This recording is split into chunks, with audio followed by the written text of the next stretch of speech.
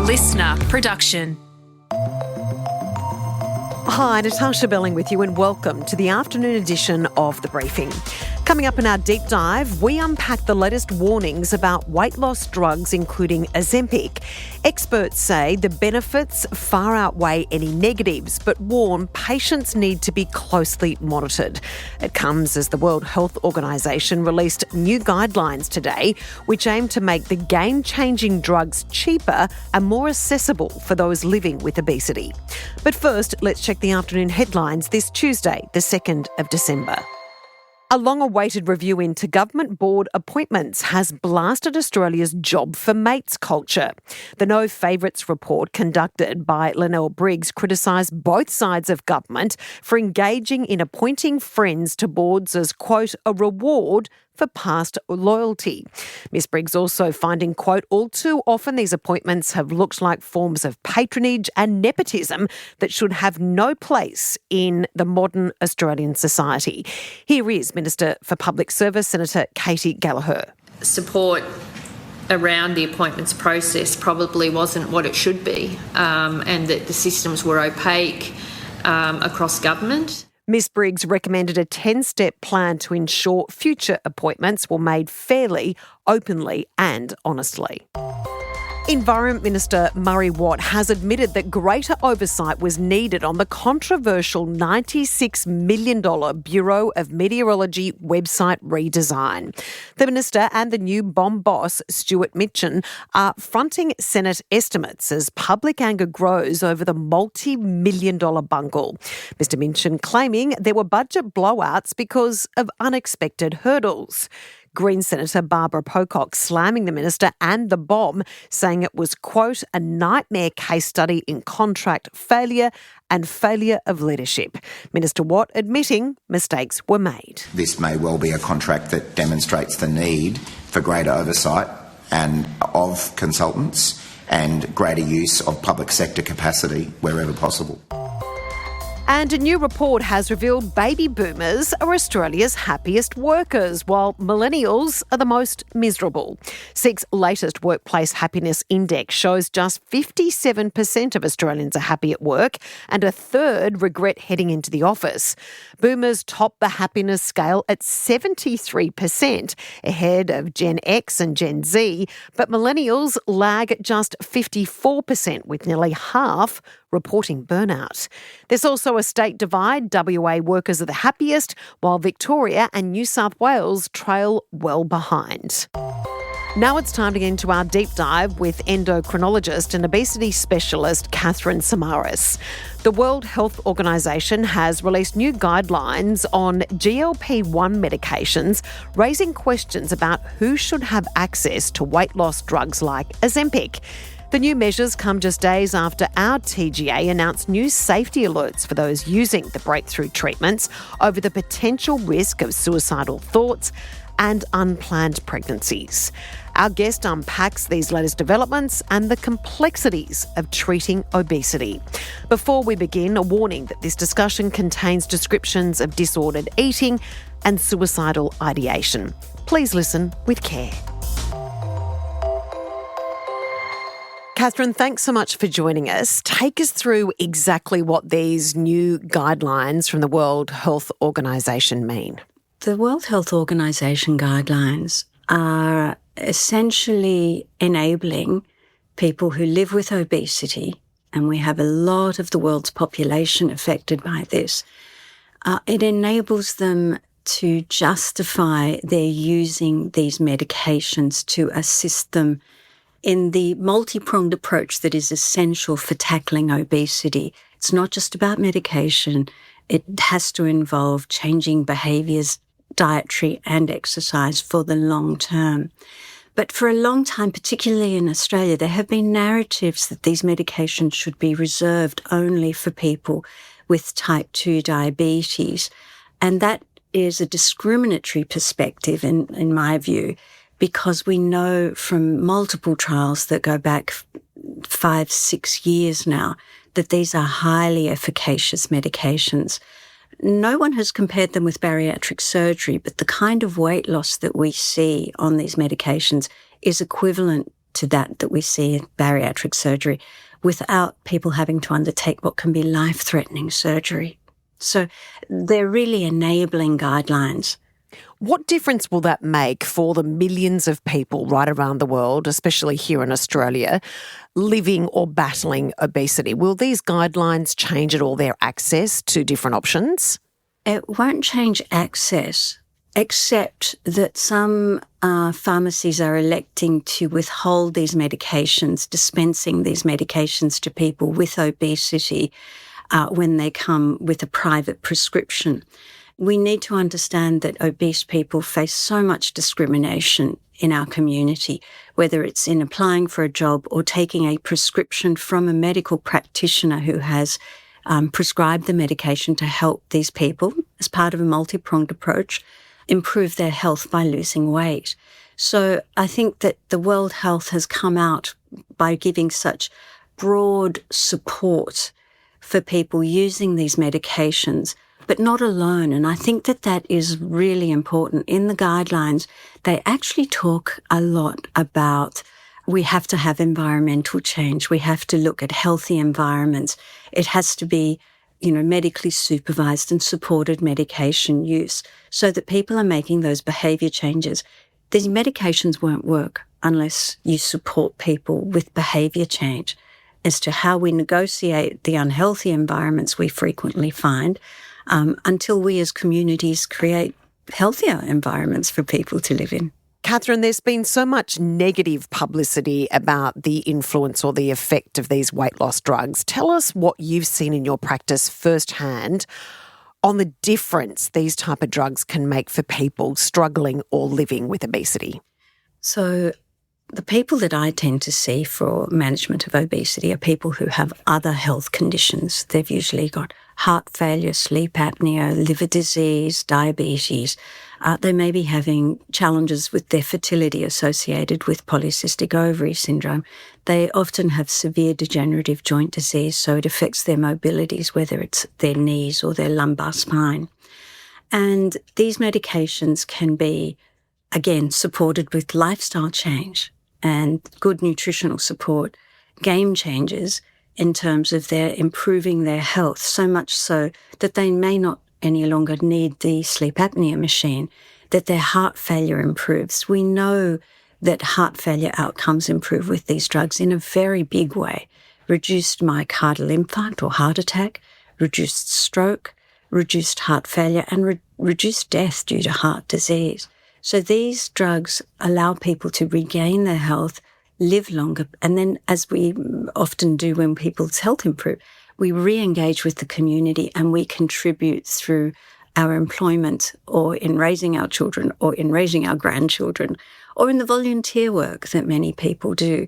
So it's taking people away from the disabling impact of obesity on so many paradigms, parts of their lives, and allows them to be a whole individual again. Katherine, do you believe in some circumstances that these weight loss drugs are being misused, and how concerning is that for people that are not obese? For people who are non-obese to be using these medications simply to get into a dress for a party or a dress for a wedding, I think that is a decision they need to talk to their medical practitioner about. We see lots of social media stories, and look, some people on social media are desperate for attention, so they will use or abuse these medications for hits on their websites or their Instagram accounts. I make no judgment about those people. They have their own pathologies and their mental health that they have to deal with. We see pictures of Ozempic face. Look, that's all abuse from medication. People also abuse analgesic medications and a lot of other various things. You can buy your drug, whether it's alcohol or a street drug or your Ozempic, and you can choose to abuse it. I think they have their own pathology, and we should try and keep that separate to people who actually suffer from obesity and its complications. Yes, there is always going to be abusive medications, it seems. In regards to these new guidelines, this comes just days after the guidelines were released from Australia's medicines regulator, issuing a safety alert over potential risk of suicidal thoughts and behaviours for people taking these GLP-1 based drugs, including Ozempic and Wegovy. How concerned should we be about those risks? Do you believe the benefits for people with obesity outweigh any negatives? So the first thing to do is step away from that and look at what is the mental health of people with obesity like. They have very high rates of depressed mood. I think I've seen data where it's something like 60% of people that struggle with obesity have depressed mood.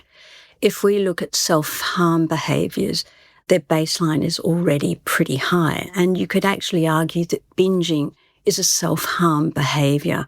And purging, which is where people vomit after eating far too much food, is a self-harm behaviour. So for some people with obesity, self-harm is already a large part of their life. Suicidal ideation, the thought of harming oneself or ending one's life, is not infrequent. So if it gets reported associated with taking a medication, when you actually have it when you're not taking the medication, the red flag has gone up, but it's not at all clear that there is any association at all. And I would assert that people living with obesity struggle with a lot of mental health issues.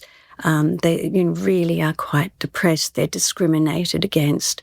So we need to be very compassionate and sensitive to what people are actually feeling and be thinking about the mood of people when we're prescribing GLP-1s. Even before we prescribe diet, we need to be assessing the mental health of people living with obesity and doing what we can to help with that. So, Katherine, do you think then, just expanding on what you've said, the risk of mental health issues or an increased risk of suicidal tendencies has actually more to do with living with obesity rather than these actual drugs? That's my view. And I think if data were analysed properly rather than just responding to singular reports, which is what the TGA receives, the Therapeutic Goods Authority receives, I think that's what we would find. And you see this in, quite a few obesity reports. Bariatric surgery is also associated with increased risk behaviour and accidental death, which we've often thought, is that intentional death or is it an accidental death? So losing weight may be increased with an increased risk of suicide. A lot of people with obesity, we all do this. We all eat for comfort. We all eat for joy. We all eat for pleasure. And for some people, there's a lot of emphasis on that in their life. And then suddenly they're not able to participate in that pleasure as much as they used to. If you lose the major form of pleasure in your life, what does that do to your mood? But Natarsha, you're absolutely right when you come down to a balance, a probability of benefits versus potential risks. When we look at how much people's mood improves when their alcohol consumption reduces, when we see how much people their joy in their life improves because they're no longer so dependent on alcohol, which is one of the very interesting things. When we look at how much one's mood improves if you can move with comfort, that you can get back into clothes that you've wished that you could wear for a long time. People talk to me about rediscovering their wardrobe and how much joy that gives them again. People talk about running with their children and playing with their children and being able to stand at the school sports ground and participate in a lot of the activities where they didn't have the confidence to do that because they felt ashamed because of their, appearance. These are very real things that people live with, and that losing weight, not just with medication, with bariatric surgery or with diet and lifestyle alone, can help people achieve. So I think, yes, even if there is an association, one has to look at it versus the risk versus benefits. But the key thing is for health practitioners is let's assess the mood and the mental health of this individual across a number of paradigms, and let's keep an eye on it. I don't think there's any harm in medical practitioners being aware and being watchful. So I guess that's a great point you make there, Katherine, the fact that if anything, this is actually almost a warning then to GPs and to medical practitioners that they're to be properly monitored throughout this journey of weight loss because there are risks associated with their mental health. I think the mental health issues are there to begin with, and people have to be supported all the way through. And Katherine, for you also, one of the guidelines, apart from the increased concerns regarding mental health, was also fertility, and in regards to advising people using these weight loss drugs to ensure that their conventional contraception may not work. That's a really important medical red flag to make sure that people can make informed choices, that if they are on these weight loss drugs, they're taking all the precautions necessary regarding contraception. I think it's important to recognise not only that we don't have long data on pregnancy with these medications, so we don't know if they're potentially harmful or not. So there's a very conservative view of if you're planning to have a pregnancy or planning a pregnancy, to be off the medications at least 3 months beforehand. One of the other things is as women lose weight, their menstrual cycle often becomes a lot more regular, so they're actually more fertile. And so if they're wishing to avoid pregnancy, then they need to take steps in order to avoid pregnancy. The final point is, do we really know how these medications affect absorption of certain medications like the oral contraceptive? Certainly we know anything that causes diarrhea can reduce the efficacy of a whole range of medications. They simply go through without being absorbed. But I've actually anecdotally seen that, which means in my practice, what I've seen is that certain medications, because gastric emptying is slowed, the medications actually work better. So I've had to dose reduce a whole number of medications because they're actually working a lot better. Things like thyroid medication, for example, glucose lowering medications. And one of the really interesting things that we're seeing is that glucose levels don't actually rise so rapidly after eating. And so it actually affects metabolism as well. So does the metabolism of drug also change? So until we have more information on maybe medications will work more or maybe medications may work less in something as fundamentally important as a pregnancy, unintended, and where that can take women, I think women have to be really quite careful. But there is a blanket rule until we know, be off the medications for 3 months before conception. Katherine, thanks so much for joining us. Fascinating conversation. You're very welcome, Natarsha. That was Professor Katherine Samaras from the Garvan Institute. And if this discussion raised any concerns or issues, you can contact the Butterfly Foundation on 1800 33 4673 or Lifeline on 131114. And that's it for this episode of the afternoon edition of The Briefing. We'll be back tonight with an episode of The Beefing on Princess Diana versus the BBC. And we'd love you to subscribe or follow us on Instagram at The Briefing Podcast. I'm Natarsha Belling. Thanks for your company.